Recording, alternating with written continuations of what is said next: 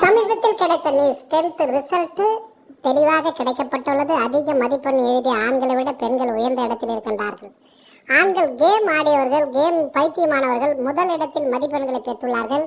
அதிகம் fried rice, biryani கேட்டு வீட்டில் உள்ள பெற்றோர்களை கொடுமை செய்தவர்கள் 2வது மதிப்பெண்கள் பெற்றுள்ளார்கள்.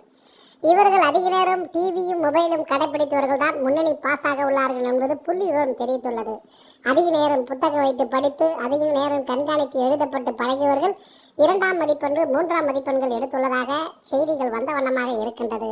அதனால் உங்களுடைய வீட்டு பிள்ளைகளை, செல்ல குட்டிகளை, தங்க கண்மணிகளை, படித்த மாணவ மாணவிகளை அதிக நேரம் போன் கொடுங்கள், போனில் கேம் விளையாட விடுங்கள்.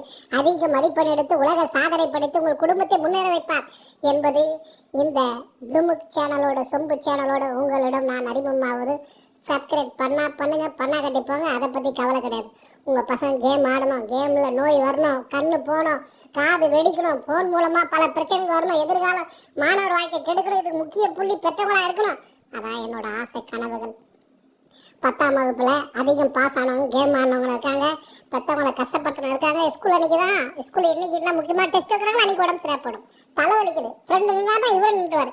இப்படி பல பிளான் செய்யப்பட்ட மாணவர்கள் தான் அதிக மதிப்பெண் எடுத்து ஃபர்ஸ்ட் ரேங்க் வந்திருக்காங்கன்னு சொல்லி செய்திகள் வண்ணமாக வந்து கொண்டிருக்கின்றது. இவர்கள் மத்திய அரசாங்கத்தின் மூலமாக வெளிநாடுகள் வேலை கிடைக்கும்